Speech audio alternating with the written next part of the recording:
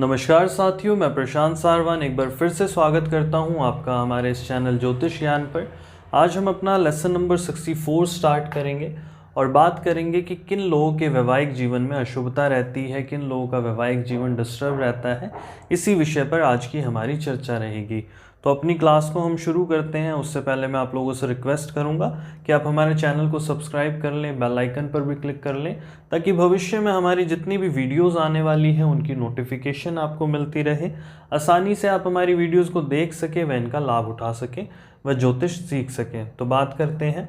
मैंने एक काल्पनिक कुंडली का निर्माण किया है और इसी कुंडली के माध्यम से हम लोग समझने का प्रयास करेंगे कि किस प्रकार से हम चेक करेंगे कि किसी व्यक्ति का वैवाहिक जीवन कैसा रहने वाला है ना। अशुभता कैसे हम जांचेंगे कि इस व्यक्ति के वैवाहिक जीवन में अशुभता रहेगी, डिस्टर्ब रहेगा।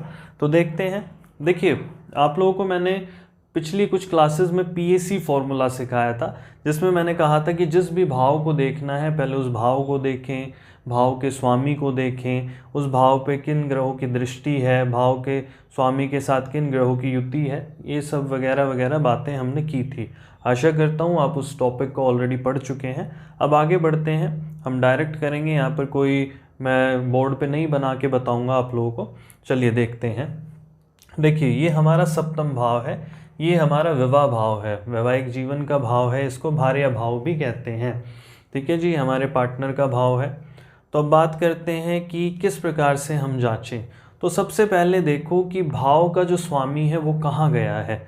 तो देखिए, इस भाव का स्वामी बुध बनता है और वो 8वें भाव में गया है। आप जानते हैं कि 6ठा, 8वां और 12वां भाव अशुभ भाव होते हैं। तो ये सप्तम भाव डिस्टर्ब हो गया, कहीं ना कहीं पीड़ित दिखाई देता है। और देखते हैं। अब देखिए कि सप्तम भाव में अष्टमेश शुक्र आकर बैठ गए, और ज़्यादा खराब। अब यहाँ पर 7वें और 8वें भाव का आपस में संबंध बन गया।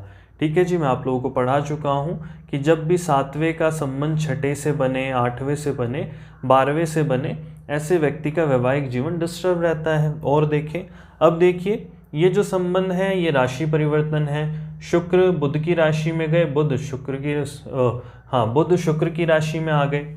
ठीक है जी, शुक्र बुध की राशि में गए और बुध शुक्र की राशि में आ गए। और देखें, यहाँ पर बुध के साथ युति करके सूर्य बैठे हैं। सूर्य कहाँ के स्वामी है? 6ठे के स्वामी। अब इस सप्तम भाव से 6ठे भाव का भी संबंध बन गया। ठीक है जी, और ज़्यादा अशुभता, बड़ा डिस्टर्बिंग लग रहा है यहाँ पे तो मामला। और देखें आगे, अब दृष्टियों को देखते हैं। अब देखें, यहाँ पर शनि की दृष्टि 7वें भाव पर है और शनि कहाँ के स्वामी है? 12वें भाव के। तो कहीं ना कहीं 12वें भाव से भी कुछ ना कुछ रिलेशन यहाँ पर बना। यहाँ 6ठे और 8वें से तो पूर्ण रूप से पक्का संबंध बनता है, पर यहाँ से 50% पर संबंध तो है ही। ठीक है जी, और देखते हैं। अब देखें कि बुध पे किस ग्रह की दृष्टि है। तो यहाँ से देखें, 1 2 3 4, मंगल की चौथी दृष्टि बुध पे है। आप जानते हैं शनि और मंगल अशुभ को और ज़्यादा अशुभ कर देते हैं। तो ये ऑलरेडी अशुभ स्थिति में है, मंगल ने इसे और पीट दिया, और ज़्यादा अशुभ हो गया ये। अब बताइए, क्या इस व्यक्ति का वैवाहिक जीवन अच्छा रह सकता है? बिल्कुल नहीं। और ये अपने वैवाहिक जीवन को खुद ही खराब करेगा, है ना। हम दूसरे व्यक्ति को ब्लेम नहीं करेंगे। हो सकता है इनका पार्टनर बहुत बढ़िया हो, फिर भी ये उसको खराब करे, उसको तंग करे, अननेसेसरी उसको भी तंग करेगा और अपने आप भी तंग रहेगा, है ना। इसीलिए हम कुंडली का मिलान करते हैं। तो इस व्यक्ति की जहाँ भी शादी होगी, है ना, चाहे ये पुरुष है चाहे महिला है, वहाँ पर ये डिस्टर्बेंस क्रिएट करेगा ही करेगा, क्योंकि 7वां भाव यहाँ पर पीड़ित है। ठीक है जी, और कोई दृष्टि तो नहीं है? एक बार देख लेते हैं हम लोग। नहीं, और कोई दृष्टि यहाँ पर नहीं है। अब एक दो चीज़ें और कहना चाहूँगा। कभी भी विवाह भाव को देखें तो इसी तरीके से देखें, या किसी अन्य भाव को देखें तो इसी तरीके से देखें। हमें हल्की बातें नहीं करनी है कि कुछ लोग कहते हैं कि जी सप्तम भाव में राहु केतु आ जाए या शनि आ जाए या मंगल आ जाए तो वैवाहिक जीवन एकदम से कह देते खराब हो गया। ऐसा नहीं होता। यदि सप्तम भाव मजबूत स्थिति में है, सप्तमें शुभ है, तो फिर ये राहु केतु शनि मंगल एकदम से खराब नहीं करेंगे, है ना। हमें पहले भाव के स्वामी को देखना है कि वो कहाँ गया है, भाव पे दृष्टि किन ग्रहों की है, उस भाव के स्वामी के साथ कौन कौन से ग्रह बैठे हैं। इस तरीके से हमें चेक करना है। केवल एक ग्रह के ऊपर हम नहीं डिपेंड हो सकते कि वो वहाँ बैठ गया या वो उसको देख रहा है तो वो खराब ही हो गया। पहले सप्तम भाव को देखें, यदि सप्तम भाव शुभ स्थिति में है तो हम ऐसा नहीं कहेंगे। एक और एग्जाम्पल मैं ले लेता हूँ, एक और कुंडली आप लोगों के लिए तैयार करता हूँ, फिर हम आगे पढ़ेंगे, है ना। आगे देखेंगे कि किस प्रकार से इस बात को जांचें कि केवल एक ग्रह बैठकर नहीं खराब करेगा। चलिए आगे बढ़ते हैं। मैंने एक और कुंडली का निर्माण कर लिया है, मीन लगन की ही कुंडली है। अब देखते हैं। देखिए यहाँ पर राहु बैठा है। अब कई लोग क्या कह देते हैं कि जी यहाँ तो राहु बैठा है, इसका तो विवाह भाव खराब है ना। ऐसा नहीं है। अब देखिए कि विवाह भाव का स्वामी विवाह भाव में ही बैठा है, तो ये भाव कहीं ना कहीं बली हो गया, ताकतवर हो गया। क्यों? बुध अपने ही घर में बैठा है, ठीक है जी। और देखें यहाँ से देखें 1 2 3 4 और 5, गुरु की 5वीं दृष्टि है, गुरु का आशीर्वाद है, गुरु लग्नेश है ना, और दशमेश भी है। ये एक पॉजिटिव बात आ गई हमारे पास। उसके अलावा कई बार कारक ग्रह शुक्र को देखते हैं हम लोग, आगे हम इसको भी पढ़ेंगे, है ना। शुक्र अच्छे बैठे अपने भाव में है, बेशक ये 8वां भाव है पर अपनी राशि में बैठे हैं, तो ये भी एक पॉजिटिव बात है, ठीक है जी।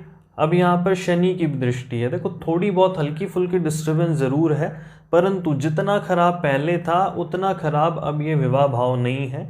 ये व्यक्ति अपने विवाह को चला लेगा, है ना। जब भी अशुभ दशाएं आएंगी थोड़ी बहुत हल्की फुल्की गड़बड़ रहेगी, है ना, पर गाड़ी चलती रहेगी।